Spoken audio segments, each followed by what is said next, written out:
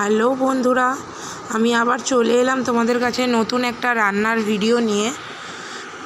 এটা খুবই কমন একটা রান্না, সিমইয়ের পায়েস। আজকে খুব ইচ্ছা করছিল যে আমি এটা করে খাই, বাট আজকে না, এটা অনেক দিন ধরেই ইচ্ছা করছিল, খালি সময়ের অভাবে করে উঠতে পারছিলাম না। যেহেতু আজকে স্যাটারডে আর আমার ছুটি আছে, তো সেই কারণেই আমি এটা করব বলে মনস্থির করলাম আর কি। সো আমি প্রথমে ঘি দিয়ে সিমইটাকে ভালোভাবে ভেজে নিলাম, লাল লাল করে ভেজে নিয়েছি। ঘি দেওয়ার ক্লিপিংটা আমি নিতে পারিনি, আমি ভেজে নিলাম হচ্ছে ঘি দিয়ে সিমইটাকে খুব ভালোভাবে একদম লাল লাল করে। এখন ভেজে আমি নামিয়ে নিচ্ছি। নামিয়ে আমি কড়াটা রেখে তোমাদেরকে সিমইটা একবার দেখাবো যে আমি কিভাবে ভেজেছি লাল লাল করে। অনেকেই মনে করবে যে এত লাল করে ভাজলো সিমইটা তো হয়ে যাবে, কিন্তু না, সিমইটা কিছুই হবে না, আর বরং আরও দেখতেও সুন্দর লাগবে আর খেতেও ভালো লাগবে। আমি সিমইটা তোমাদেরকে দেখাই, তাহলে একটু তোমরা দেখে নাও। গ্যাসটা নিভে গিয়েছিল, ধরিয়ে নিলাম। দেখো সিমইটা একদম লাল লাল করে ভেজে নিয়েছি। এইবারে ওপাশে যে দুধটা গরম হচ্ছে, সেই দুধটা আমি কড়াইতে ঢেলে দেব। দুধটা গরম করতেই রেখেছিলাম ওইদিকে, যাতে একটু তাড়াতাড়ি হয় আর কি। দুধটা আমি ওই পাশ থেকে নিয়ে এখানে ঢেলে দিলাম। ঢেলে দিতেই দুধটা তো গরমই ছিল, একটু তাও নেড়ে দিচ্ছি যাতে নিচে না কোনোভাবে বসে যায়। তোমরা আমার এই ভিডিওটা দেখছো, অনেক জায়গা দিয়েই অনেকে দেখছো, প্লিজ ভালো লাগলে একটা লাইক করবে।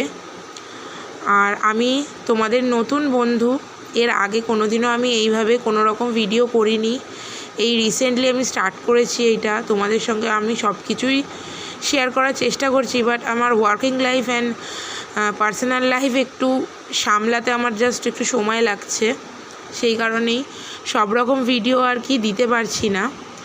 দেখো দুধটা ফুটে এসেছে, মানে ফুটে উঠেছে আর কি। ফুটে উঠতেই আমি ওর মধ্যে এইবারে সিমইটা দিয়ে দেব। তার আগে দিলাম বাতাসা, কারণ আমি কদিন হয়েছে আমি চিনিটা একটু অ্যাভয়েড করছি, সেই কারণেই দিয়ে দিলাম বাতাসা। বাতাসার মধ্যে কালো কালো কিছু ছিল যেগুলো দুধের উপরে ভেসে উঠছে, আমি প্রথমে খেয়াল করিনি। অ্যাকচুয়াল বাতাসাটা গুঁড়ো করে নিয়েছিলাম, তারপরে দেখতে পাচ্ছি এইগুলো বাতাসা আর এলাচ আমি একসঙ্গেই গুঁড়ো করেছিলাম। তো তারপরেও আমি দুটো গোটা এলাচ দিলাম, কারণ এলাচের গন্ধটা আমার খুবই ভালো লাগে। আমার পার্সোনালি এলাচ দিয়ে যে কোনো রান্নাই খুব ভালো লাগে, এলাচ দিয়ে চাও খেতে আমি খুব ভালোবাসি। দিয়ে দিলাম দুটো এলাচ। তো দুধের উপরে কালো কালো ভাসছে দেখে আমি কিছুটা তুলে নিচ্ছি আর কি। কি বুঝতে পারছি না হঠাৎ করে কি হয়ে গেল এটা দুধের মধ্যে, বাট একদিকে কি হলো, দুধটা কিন্তু আমার ফেটে যায়নি, দুধটা ঠিকই ছিল। দেখো দুধটা ফুটে উঠেছে ভালোভাবে, দুধটা যে ফাটেনি সেটা বোঝা যাচ্ছে।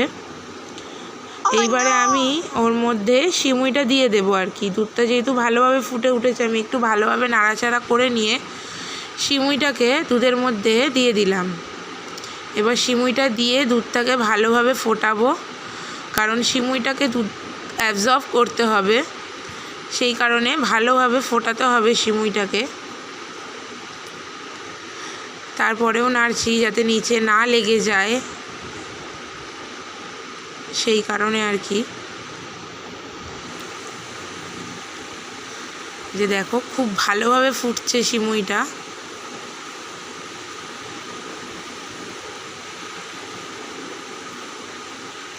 আমি ওয়েট করছিলাম আর কি সিমইটা ভালোভাবে ফোটার, আর তোমাদেরকেও ওয়েট করাচ্ছি আর দেখাচ্ছি যে কিভাবে সিমইটা ফুটছে।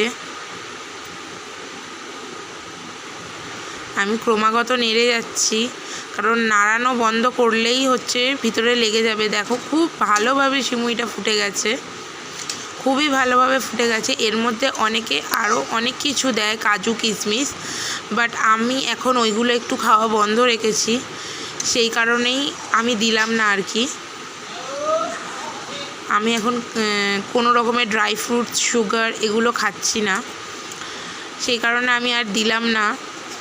খেতে ইচ্ছা হয়েছে বলেই করা, না হলে এই মিল্ক প্রোডাক্টও আমার খাওয়া বারণ আছে আমার প্রবলেমের জন্য আর কি। যাই হোক, অলমোস্ট হয়ে গেছে সিমুইটা। তোমরা যদি আমার এই ভিডিও তোমাদের যদি ভালো লাগে, তোমরা যদি আমার পাশে একটু থাকো, একটা প্লিজ লাইক করে দেবে, পারলে কমেন্ট করে দেবে। আর এতক্ষণ ধরে আমার এই ভিডিওটা দেখার জন্য তোমাদেরকে অসংখ্য ধন্যবাদ। তোমরা সবাই ভালো থাকবে, সুস্থ থাকবে। Thank you.